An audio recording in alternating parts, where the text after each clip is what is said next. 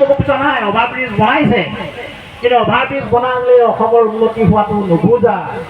সুলভ মূল্য দোকানীসকলক সন্তুষ্ট কৰিলেহে আপোনাৰ আমি বাট বুজিম যে এজন দক্ষ মুখ্যমন্ত্ৰী। গতিকে সুলভ মূল্য দোকানী এনে পেটত গামোচা পানী ধৰ্ণাত অৱস্থান কৰিবলগীয়া হৈছে, তাতকৈ লাজৰ আৰু শিক্ষাজনক কথা মই একো হ'ব নোৱাৰে বুলি ভাবিছোঁ।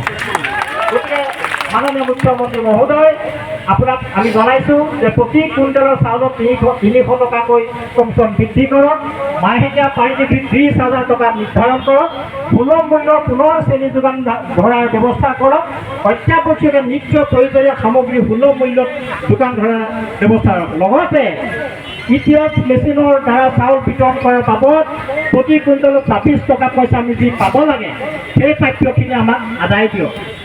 আমি কোনো চৰকাৰৰ বিৰোধিতা নহয়, আৰু আকৌ বাৰম্বাৰ কৈছোঁ যে আমি চৰকাৰৰ বিৰোধিতা কৰা নাই, কিন্তু আমি বিৰোধিতা যেতিয়া কৰিম সুলভ মূল্যৰ দোকানীৰ হাতত যেতিয়া পেটত এটা ডাঙৰ প্ৰচণ্ড গুণ সোধাব তেতিয়া দোকানীসকল কিন্তু ক্ষান্ত হৈ নাথাকে।